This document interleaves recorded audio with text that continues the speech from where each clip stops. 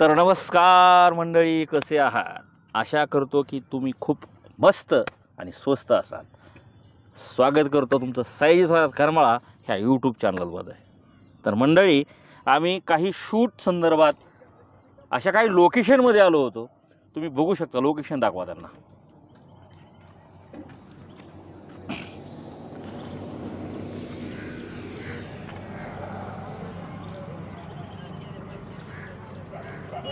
आणि हे लोकेशन पाहून कदाचित तुमच्या लक्षातही आलं असेल की आम्ही कुठे आहोत. आणि इथं आल्यानंतर आम्हाला भेटले हे सर. खरंच खूप भारी वाटलं. आणि सर आहेतच आहे, परंतु त्यांच्यामध्ये अशी एक दैवी कला आहे, दैवी देणं भगवंताने दिलं आहे. ती देणं म्हणजे गायन. खऱ्या अर्थानं हे दैवी देणं सहसा कोणालाच मिळत नाही. त्याला खूप मोठं भाग्य लागतं.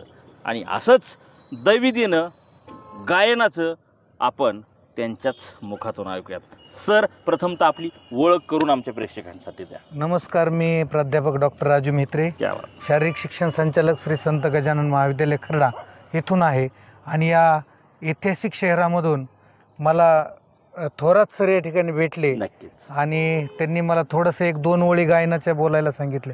ते मी आपल्यासमोर सादर करीत आहे. नक्की. वीज हाती तलवारीची घेऊन या धावतो, अन वाघराचा राजा माझा शंभूराज सोबतो, शंभूराज सोबतो, शंभूराज सोबत गा शंभूराज सोबतो. हो, जय शिवराय. नक्कीच सर, खूप छान. अतिशय मनाला चुरका, अंगावरती शहारे आले सर.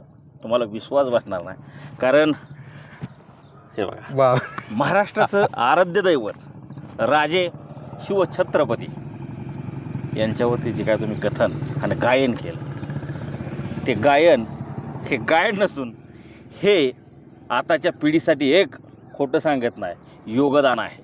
आज जी पिढी सर खोटं सांगत नाही, जी युवा पिढी वेगळ्या अनुषंगाने वाहवत चालली आहे. बरोबर. खऱ्या अर्थाने त्यांना ह्या परिस्थितीची आणि ह्या प्रवाहामध्ये येणं खूप गरज आहे.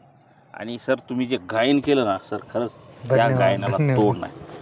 सरांचं गायन मंडळी तुम्ही ऐकलं, आणि गायन कसं वाटलं हे नक्कीच तुमच्या कॉमेंट सेक्शनमध्ये आम्हाला कळवा.